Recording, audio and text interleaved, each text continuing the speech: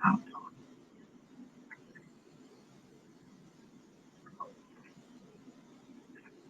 evening to you. Good morning in some places around the world. Good afternoon in others. My name is Daniel Kaufmann, and first of all, apologies for the technical problems we have experienced. So we're quite late in discovering. I think it was systematic to be rebooted with a different link. Some of you may have sent questions before. I think they need to be resent again, so please feel free to do so. And I tell you a little bit about myself, and we'll go then for the question. And my, and I had the Natural Resource Governance Institute. I better to just say energy or energy, which is a think and do tank that works in 2 dozen countries around the world for rich natural resources and have challenges in governance and managing them, and many are making progress, others not so much yet. And we collaborate with civil society, with government, with parliaments, and much more generally with all kinds of stakeholders. I've had experience and I've been committed to the work on governance and anti-corruption for decades already. You can see it already in my career here. And I'm very pleased to be with you. I used to be with group institutions that you know that I'm also with the World Bank in that country. Now, I'm not sure if this new connection you are in and you have had questions and so on, but I know that in the previous, which didn't work in terms of you being able to see or hear me, there were some questions around that were coming in. Please feel free to ask. I I understand that there is a problem. I've been getting some messages saying speak to what is or not working at all with you. So I'm sorry again about all the problems that are being experienced. So we're going to try and figure out what's happening.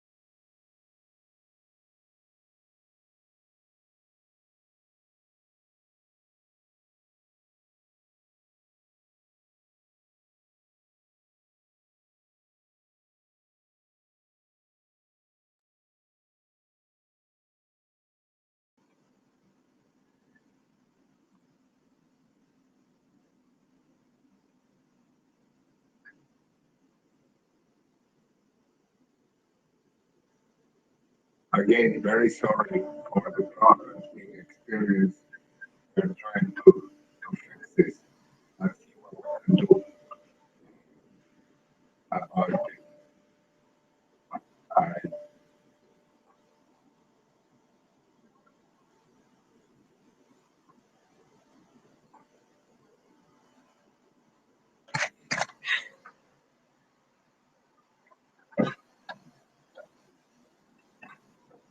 tried it.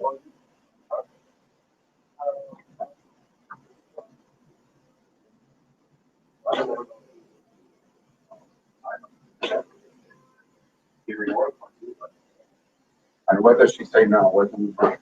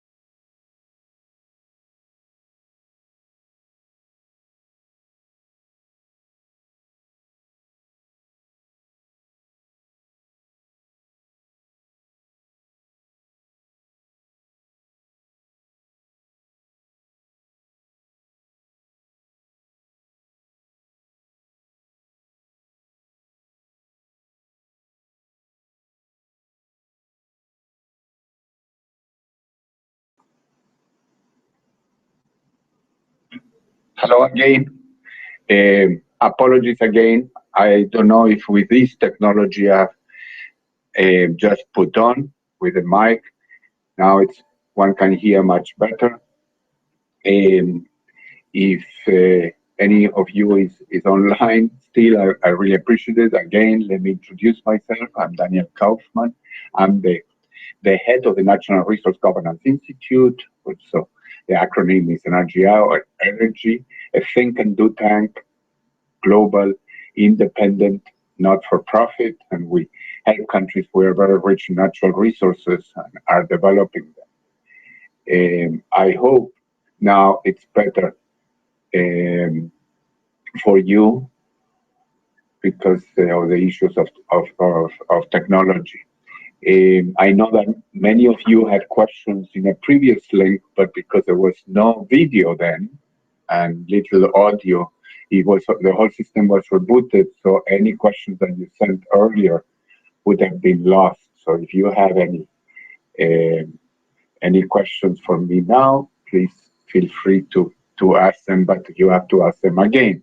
I'm very pleased to be addressing you on this MOOC on natural resource governance, where many excellent colleagues are present over the coming weeks.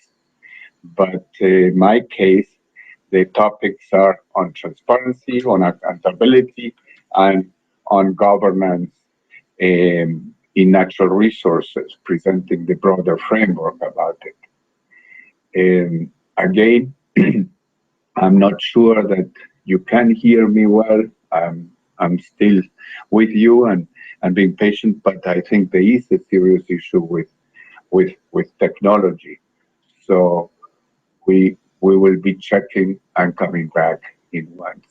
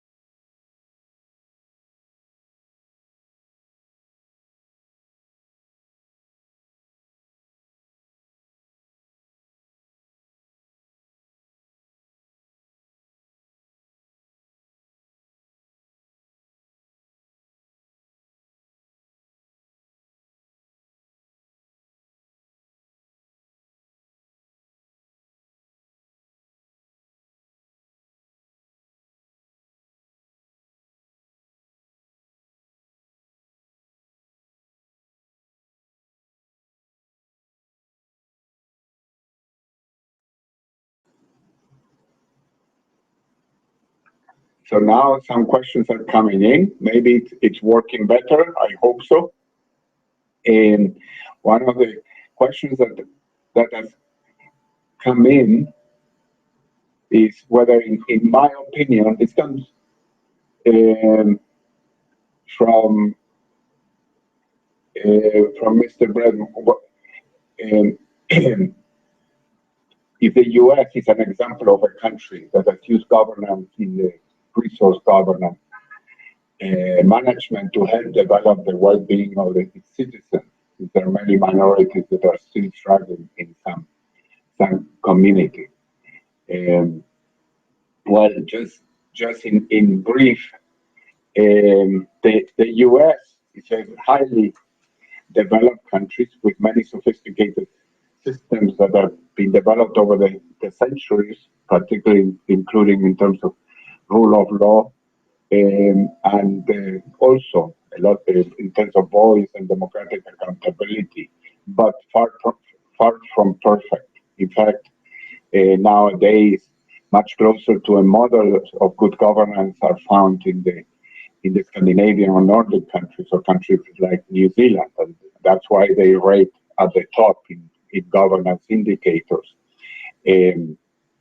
However, many citizens in the United States have been doing relatively well over time, but not so much over the past decades or so, when inequality has increased significantly in terms of natural resources, the companies, particularly oil and mining companies, have benefited significantly, particularly during the super cycle, the very high commodity prices, but not necessarily the rest of society or the citizens in those communities, where the average salaries, average wage in general has not increased significantly. There was also other questions coming in. Well, I guess comments about the quality of the video and the audio, which are unfortunately is not great. But from Chantiana Mood, there's a question about mechanisms that could hold the government accountable and transparent in managing extractive resources, particularly in developing countries. Well, there are many, of course, but one key mechanism is disclosure. Is the whole notion of the right of citizens to know how much the companies are paying governments in terms of taxes, royalty, and all fees associated from the exploration and extraction and production of natural resources. And that's part of the major global movement on Publish What You Pay, as well as the Extractive Industry Transparency Initiative, where I serve in the board, to disclose those. Already 49 countries in that initiative. And those disclosures are very important. But it should not stop with just disclosing or making transparent the payment. It's also really important to disclose the original contract, to be able whether those contracts were fair, whether the country is getting a good deal, and also to compare with the terms, the actual terms in the contracts with the oil companies, with the mining companies, to compare them with what actually is being paid. Also, it's very important to fully disclose who are the real owners of the companies, both domestic and abroad, what's called beneficiary ownership. And that's only recently some progress is happening, particularly in countries like the UK, but many other countries are very challenged. So those are examples in terms of disclosure and transparency. But transparency alone is not enough to hold governments accountable. The active civil society is critical in this, in translating this disclosure or these reports, helping with the data and so on, and in collaboration with the media and other outlets to be able to disseminate in a massive fashion. Open data revolution is very important here. What is being found, including if many funds are missing, like in some countries, billions have been siphoned out. For civil society to be able to operate, there has to be an enabling environment for it to operate. Unfortunately, in many countries, the civic space, that enabling environment has been closing, is under enormous pressure and an enormous challenge, particularly in some countries of the former Soviet Union, like, for instance, Azerbaijan, but also even in my own continent. I'm from Chile, Latin America. There are some countries with challenge, while many others are doing fine in that context. So in sum, transparency in itself is necessary, but it's not sufficient. It has to be complemented, it has to be coupled with the ability of civil society and of the media to operate freely. In addition, rule of law is also important, because at the end of the day, transparency with impunity doesn't deliver the goods fully. And let me look to other questions. One question comes in, well, in my opinion, there is an opportunity for South-South type of collaboration between successful resource-rich countries and developing countries which are looking forward to boost their extractive industry. And of course, they are biased The answer is absolutely yes. And I'm biased because I myself am from Chile, which has its own challenges, but it's regarded for good reason as a successful case of an emerging economy nowadays, which is already, in fact, a member of OECD, member of free trade agreement also with North America, and and so on. And it has developed quite rapidly over the past 20, 25 years, ever since the authoritarian regime of Pinochet leaves office. And a democratic government comes in. This is a very successful experience. Poverty being reduced from about 45% of the population at the poverty line nowadays is about 12 or 13%. Chile is the largest producer of copper in the world, and that offers very important lessons and experiences and the opportunity for South-South collaboration, which is happening. And there are many experts from Chile which collaborate with countries in Africa, for instance, Zambia, and others in other parts of the world too, including in the former Soviet Union. So there are many of those opportunities, and increasingly nowadays, with the deep expertise that is being developed in many emerging economies. So the answer is absolutely yes. That about that.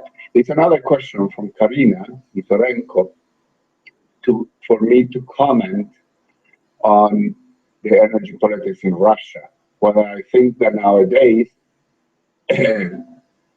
where I think sorry, it disappeared. The question, let me find it here. Yeah, the question referred to what the low commodity prices nowadays expose in terms of the oil politics in different countries. And the answer is absolutely yes. This is crucial, and the whole politics in a country which is very dependent in oil is affected in a very significant way by what's happening nowadays. These lower commodity prices is not a temporary phenomena. It's expected. It's already been lasting for a while. It has been dropped in a much larger fashion than expected. It's 1/3 what the peak was a year and a half ago. The oil prices, mining, not that different, and that's going to stay relatively low. We don't know exactly how, but for a bit of time, and that affects not only the public finances of a country in a major way, but also in terms of the internal, domestic, as well as external politics. So even in terms of it has implications even for the conflagration between Russia and Ukraine, for instance, the ability to finance external conflict and war, such as an extreme example, but as well as internal politics, the ability to be able to provide for their own political objectives is much lower. So it has major implications. It's not just in Russia; it's in a number of other countries. In Venezuela, we're seeing something similar in that context. It should be noted, and that also relates to a question by Amit Jain, that it strikes him that it's just how vulnerable a country becomes to management and corruption the moment resources are discovered. So unless it's remarkable fortunate to have a leader at the helm that can steal the process well. Yes, the vulnerability to not just to corruption, but to the broader notion, I'm talking about politics, the notion of capture by the elite both in the economic system, but also in the political system. That ability to capture those resources, because it's in its old physical fashion, they're very easy to capture in terms of oil, gas and mining in terms of the revenues, but it's so large and concentrated. That ability is much larger when a country is very rich in natural resources. However, the findings do suggest, the data does suggest that if a country has already been developing its own governance institutions, its own quality governance, rule of law institutions, and they are not very underdeveloped, and corruption is not very large before, it has a good chance of avoiding that resource cross. As Amigen points out, yes, you're right, it's also coupled with good leadership. But it's not only the issue of good leadership. At the end of the day, good leadership typically comes about because they are better governed institutions, including the electoral process, being able to get a good leader. But it is the case, and it is in the data, that the likelihood of ending up with poor governance and high corruption, particularly in poorer developing countries, it's larger when vast amount of resources are present or are discovered. Then let me look. More questions are coming in. Okay, so key question related to that. What is the effect of natural resource management on well-being from Mocha and Chaparija? So the effect of natural resource management on well-being is very large.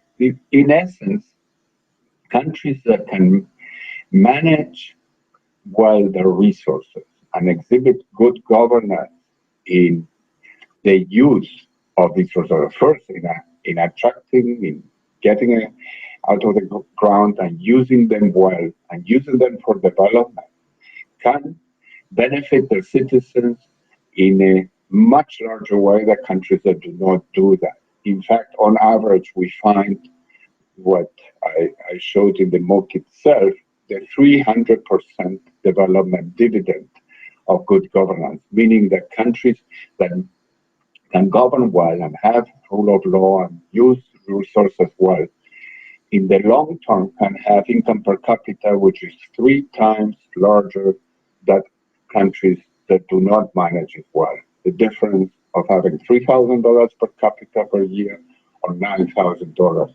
per capita per year.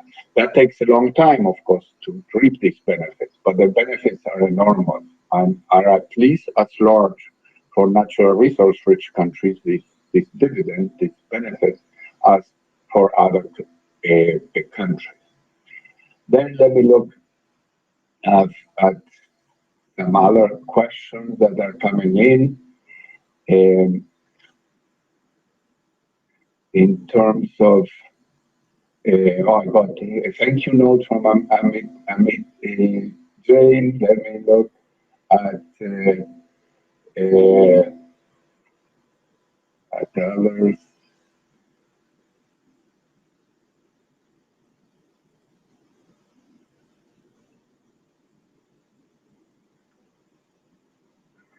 Okay, what do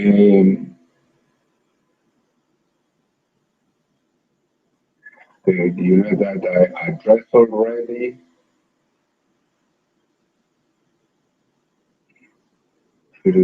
Long-term contracts from Francisco Cabrera. The long-term contracts contribute,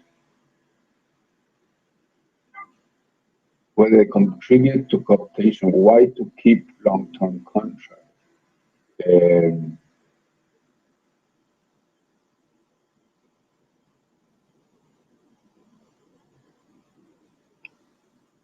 I'm okay.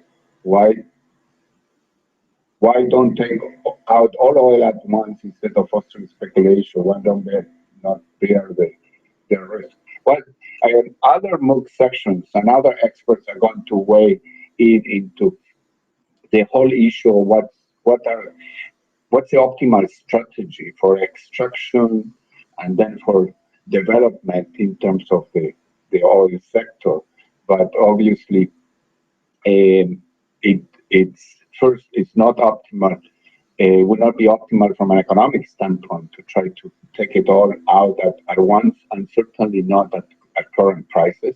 But it would not be also either feasible either. So there are technological issues, and that will be addressed also by other contracts. Then from Eva Lazarevich-Hute, the comment comes in, and maybe a question, that some see initiatives like EITI, but also some see initiatives like EITI and as well as OECD that are similar as a kind of top-down north-south dictatorship, and at times infringing on a given country's sovereignty. Could you comment? Can you overcome this? Well, that's a very, very important and valid question. And in fact, that comment applies to both the OECD framework, but also in EITI, where I do sit in the board, and I can tell you that that in the board there is equal representation from civil society, where I'm one of the representatives, we're 10 there, from industry, and from the implementing countries and supporting countries as well. And the representation from the South is very strong, and it's going to be even stronger with the next board that is going to take position in Lima in a couple of weeks. And so the East is represented, number one. Number two, EITI is a voluntary initiative. It's very important, but countries can choose to join or not to join. If they choose to join, there are commitments that they make. And 49 countries have joined so far, and many are from developing countries, emerging economies, but also some very advanced economies like Norway and the United States have joined, and recently also the UK. So certainly in those initiatives, there is no imposition. The same applies to OECD. My own country, Chile, recently joined that club of industrialized countries. A country can choose not to join and subscribe to its principles. So that's related to that question. Then there's a question about from Ondotimi Songi, that most citizens in resource-rich developing countries don't utilize disclosed information to make governments and companies accountable. So in what conditions can transparency and information disclosure become meaningful in that context? And again, that's a very valid point. And I would suggest that the reality varies a lot. In a number of Latin American countries nowadays, that disclosure information and the use by a vibrant civil society in countries like Peru and now Colombia has recently joined. It's also Trinidad and Tobago in the Caribbean and so on. This is making a difference and holding government more accountable. There's a good example also in Ghana and in Nigeria with many challenges, but with a very vibrant civil society and a free press, where it was disclosed and through the EITI, and it got a lot of attention that significant funds have been missing.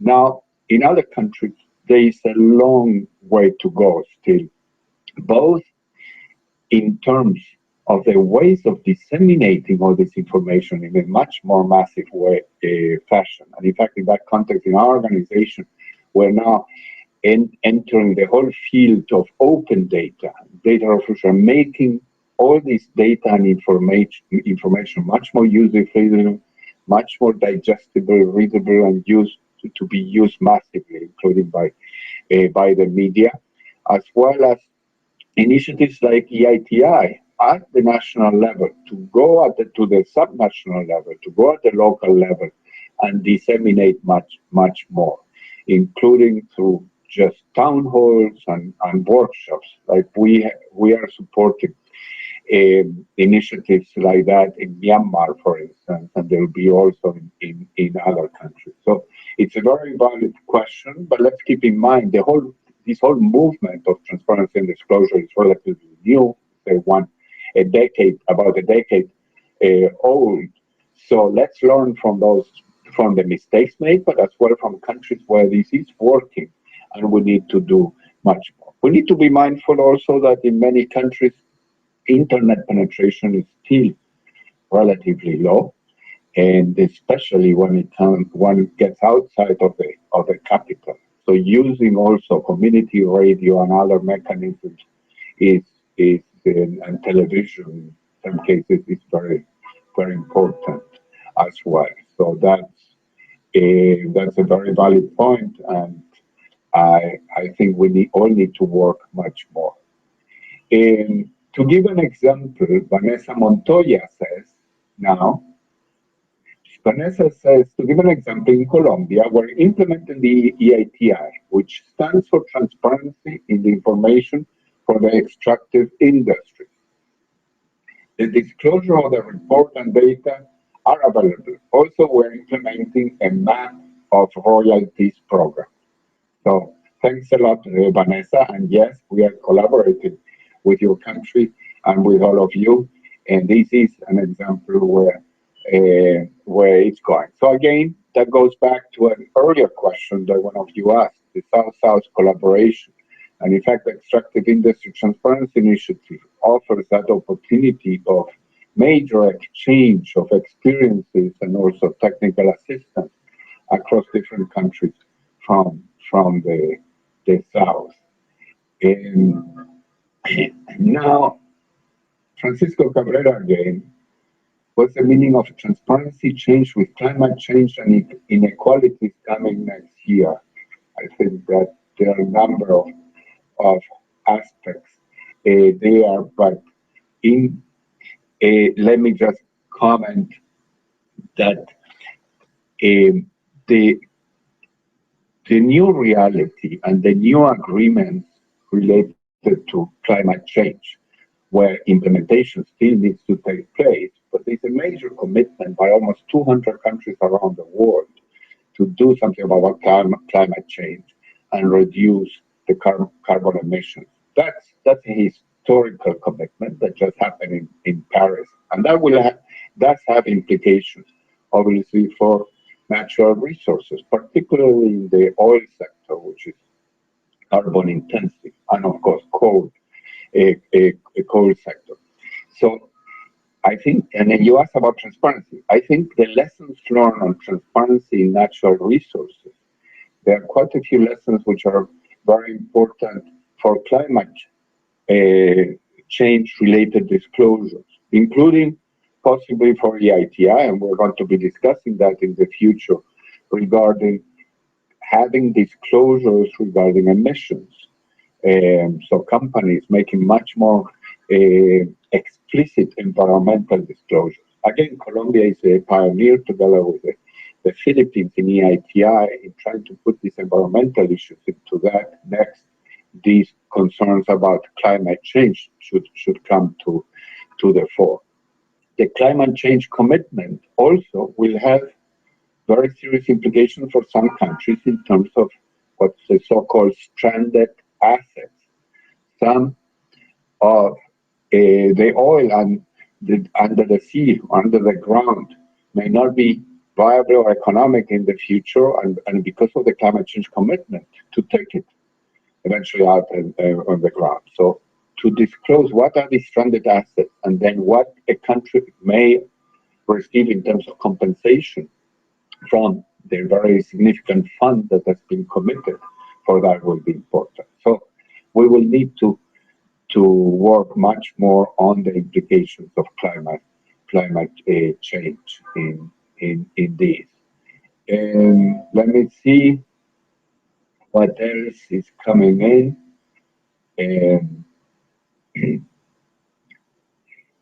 There's a question.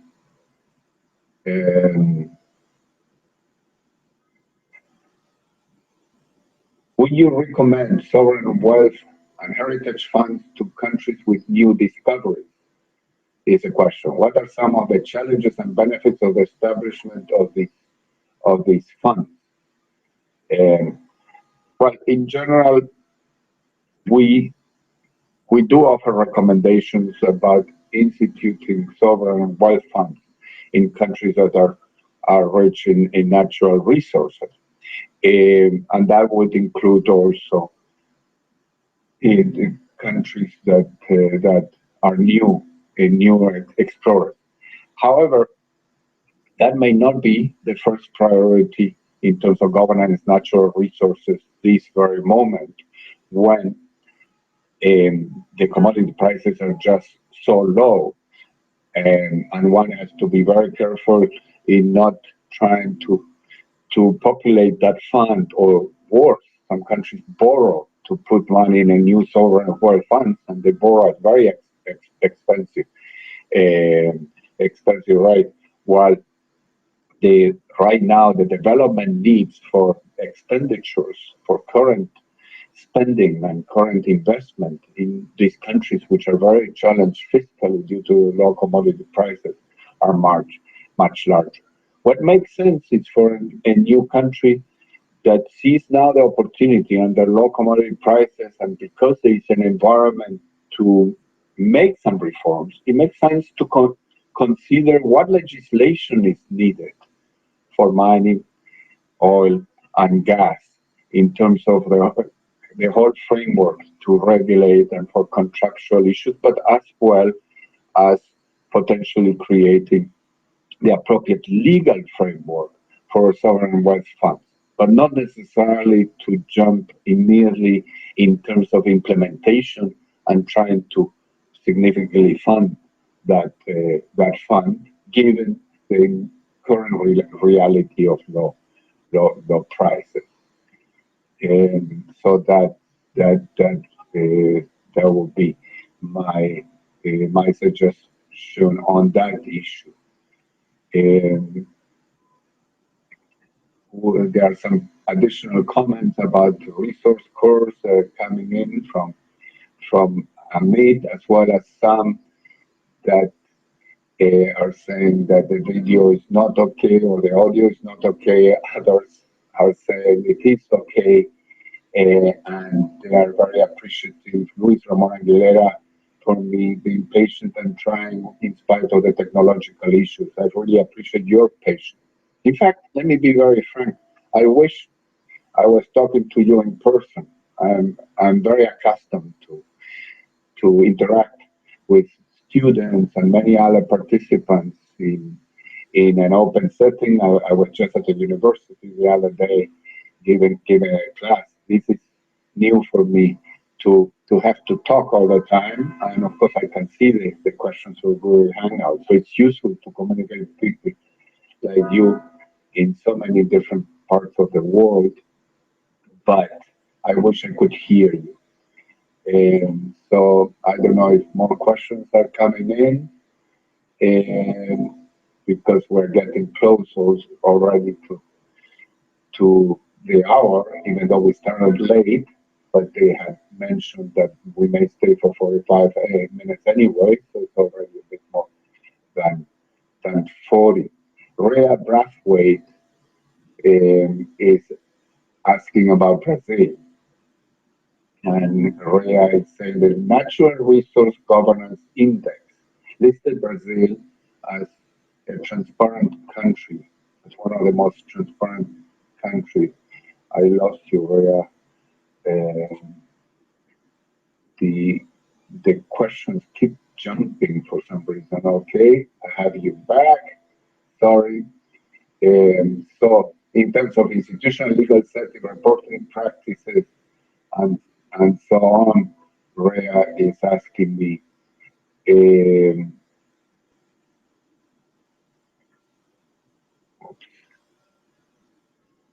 where are you, Rhea? Here it is. At the same time, recently there have been issues in Brazil. So what is needed to fix Brazil's problem? What can we do to dig deeper to find this kind of problem?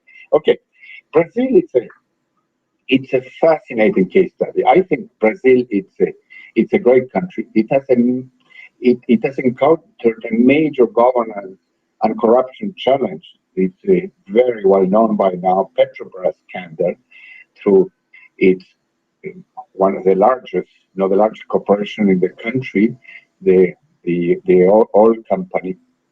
But it's not just around natural resources. It was with contractors in the construction sector and payoff to politicians and others. And we're talking about billions of dollars in this. And as a result, this had macroeconomic implications and major reputational issues politically, but also it affected the market to run into problems. But Rea is asking, well, your organization had rated them in natural resource governance as transparent in the past. Yes, one can be transparent, yet have very serious still corruption problems. Transparency is necessary, but it's not sufficient. And one of the strengths I find from the Brazil case is first that such significant and very intricate and complex corruption schemes was disclosed and unearthed. And there the judiciary played an absolutely key role. In contrast with many other countries, Brazil has strengthened its rule of law and its judiciary very significantly over the past 10, 15 years. So it would have been unheard of to not only to disclose, but then to put through major prosecutions under very prominent business leaders sitting in jail, as well as politicians. That would have not been the case in Brazil 20 years ago, or in a number of other countries where rule of law is not functioning. So in some sense, this disclosure, transparency, as well rule of law, by what's happening now, the reaction that is taking place in Brazil is a show of strength. There's still much room to travel in terms of the political reaction, and we will have to wait for the political ramifications of this scandal. It's far from over yet, but it also shows the strength that Brazil has in terms of its rule of law and the judiciary, unrelated to some transparency issue. And as a result, already some reforms are taking place. So that's related to those questions. Stephen Carter was asking about the legitimate privacy concerns for companies and how can they be reconciled with transparency, publication of production and payment data contracts, beneficial ownership and independent ownership. All these are, but are there legitimate security and commercial concerns? And that's a very good question. But the answer is no. In essence, an enormous amount of review and work went on, including by companies themselves and very progressive leaders of companies, in assessing what type of disclosure were absolutely essential for transparency and accountability, and ensuring that none of them had a commercial secrecy type of rationale or value. And all these disclosures that are being asked, in fact, do not touch into any of those. So that's not a legitimate issue. Beneficiary ownership, it's a no-brainer. It would be an excuse for any company to say that because of competition or because of corporate reasons, they are not going to disclose who the actual owners of a firm is, which is many are trying to mask. And in fact, that typically can reflect that they are politically exposed persons or other very prominent individuals in the country that want to hide their vested interests, their involvement with governments and others, and they would not put their names in the company. And a lot of work has gone in, including the extractive industry transparency and others, that any requirements for transparency and disclosure is consistent with any privacy concern that a company would have. So now Bernarda Elizalde Andrews asked whether I think the EITI will evolve from revenue transparency to transparency in other aspects, such as environmental and social information transparency. Great question, Bernarda. And first, the EITI has already evolved from just revenue transparency, which was under what was called the old rules, which were all about revenue transparency, to what is a newer standard, which covers 8 different areas. I'm not going to list them all, but there are areas in terms of transfer payments to subnational level, state-owned enterprises, increasingly disclosure also of contracts, and so on. So covering much more than just only the issues of revenue transparency. And increasingly, and in the future, we'll expect to cover also beneficiary ownership. The environmental issues is still pending, and there are countries like Colombia, as we were just discussing with another participant, that are taking the lead, and in their own country program, they have put it as a priority, which is absolutely great. But for EITI as a whole, as a requirement, that's still a pending issue and something that we hope to pick up and promote in the coming months and years, because it's very important. But let me say to those of you, and I see that there are many who are interested and know about EITI, the Extractive Industry Transparency Initiative, this global more transparency. What matters as much as what are these global requirements that in the international board where I sit, we may have come up with, as much as that, what matters is the implementation at the national level. And every country which is a member of the EITI has a national secretariat to implement the EITI, as well as a multi-stakeholder group, civil society again, government, the private sector, that basically shepherds the country through the process and tailors the whole program of EITI, of disclosures, to the country needs. So every country can take initiatives beyond what's required in the overall global standard. And that example was given before for Colombia. So to Bernarda, here there is a chance to push many other countries and start from the bottom up. Not everything needs to be to the top down, to the contrary, and encourage more and more countries to take the environmental disclosures and others very, very seriously. Then let me see if there are any others I see, and I apologize. Any of you who I would not have seen the question for some reason in the screen and the technology I have, the questions keep jumping. So I see some for a few seconds and they disappear. I have to look at them, but and so on. So I may not have given justice to some of you who may have a question which I do not see. What should be the role of public policy in developing countries with regard to sustainable development? Well, we have discussed that. That was over Narvaez, but that's the role of public policy is crucial, and that's a much broader question where I would encourage you to go obviously to all the other MOOC lectures in this course, because it's going to, the role of public policy pervades throughout the resource, decision, and value chain. Professor Collier already has begun presenting that, and he will be with you in another Google Hangout, and he will discuss that also in more detail. But it's an absolute key role in public policy, including in setting up the whole institutional, regulatory, policy, and legal framework for natural resources. But also there's a very important role in public policy in what is the development strategy of the country. And within the development strategy, what is the role of natural resources?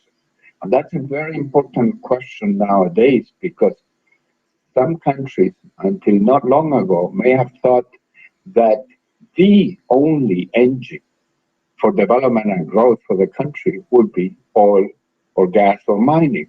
Well, there is a reality check nowadays because of what has happened with commodity prices.